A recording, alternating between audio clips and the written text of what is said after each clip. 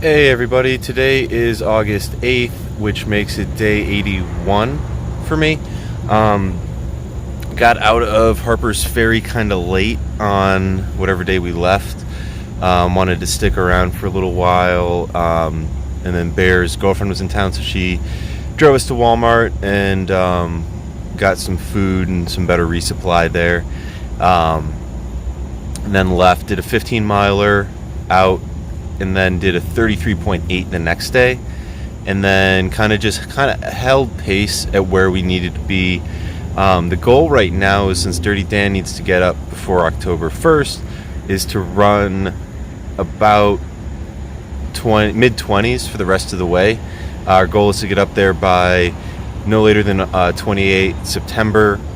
That means we need to do at least 18.9 miles per day on average, and we definitely know that we can crush that. So we stuck around that 19-mile mark until we'll do that for the next little bit. Since Dirty Dan went to go visit his grandparents, he had to catch up, and he did like 4 days of 30+ miles, and really ripped it to get here. So we want to give him a little bit of a rest.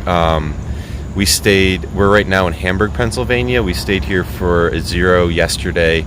That was my first true zero since Parisburg and July 4th. So definitely a well-needed one on my part, at least. Everyone else has kind of had a day or two off trail since that, but one of the last ones that hadn't. Let's see, we're like 4 days out from the Delaware Water Gap. Pennsylvania, it was nice in the first half.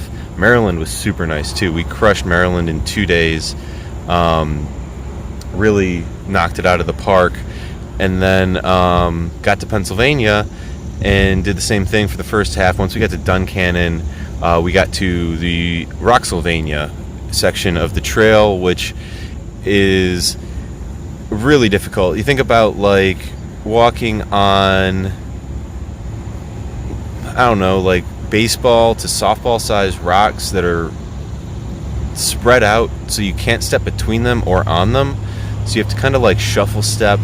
It takes so long. The time to get through that is ridiculous. And then it just tears your shoes and your feet apart. So the last 3 days have been really brutal on us. But we're still pulling good miles, mid-20s. Continue that out through the rest of the way. Hopefully be to Delaware Water Gap in 4 days, cross New Jersey a few days after that, and get into New York before too long. I think our gut hook guide ends at the Water Gap, so we'll be switching that soon. We did almost 200 miles in 8 days, and we're doing some really good resupplies. We got 2 20+ resupplies days, which is always difficult because you got to go into town, and that takes time. Hitching isn't always easy, and that has been the biggest. Canada geese, what a sight. Ugh. So we're starting to get into the rhythm, starting to click, and the 5 of us, so it'll be College, Bear, Dirty Dan, Swish, and myself. Right now it's looking like the Katahdin crew that we'll end up with. We'll obviously meet some people along the way, but this is probably our crew for the summiting. And then trying to think what else there is. So I have been meaning to mention this for a long time and completely forgot about it every time I do these videos.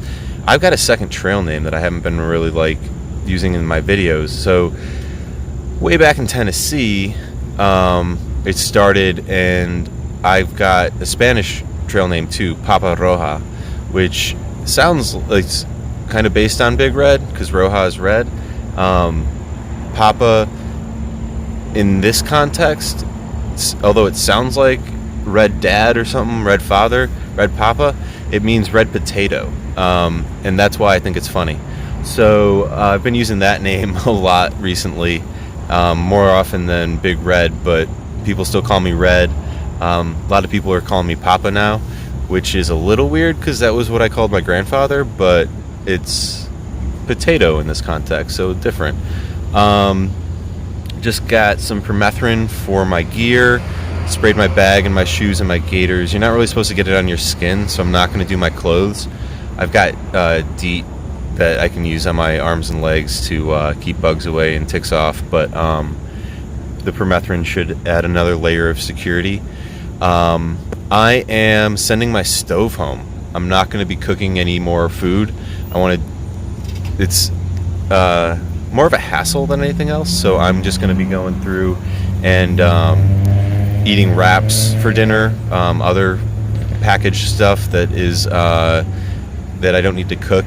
Has literally nothing to do, and I know what some of you are thinking, literally nothing to do with the fact that it's a jet boil. Has everything to do with, like, I don't derive extra comfort from a warm meal at the end of the day. It stresses me out, and so I'm just going to be dumping off. I'm going to send home my my jet boil and some other stuff today. I got to go down to the post office, and then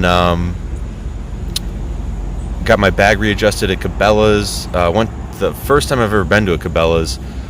Wow, what a place. Not really backpacker oriented, but definitely outdoors oriented. If you're like rich and want to just like glamp, that'd be the place for you to go and get some stuff. College is going to be doing the cooking segment. We've been getting in late a lot lately, so filming at night isn't really good. So I do promise a ramen bomb tutorial with college. Camp cooking with college is a segment that will happen. And we're looking forward to getting up the trail. I don't know what else there is to say.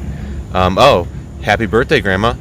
And with that, I will take my leave. Y'all have a good one.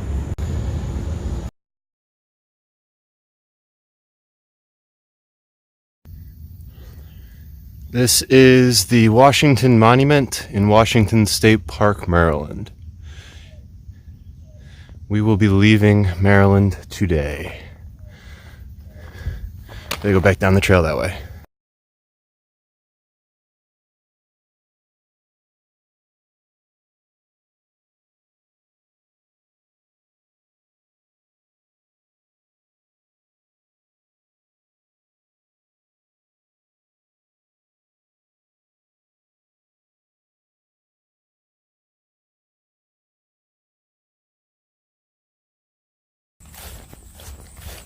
So this is a first for the trail. We're walking through a cornfield just outside of Boiling Springs, Pennsylvania.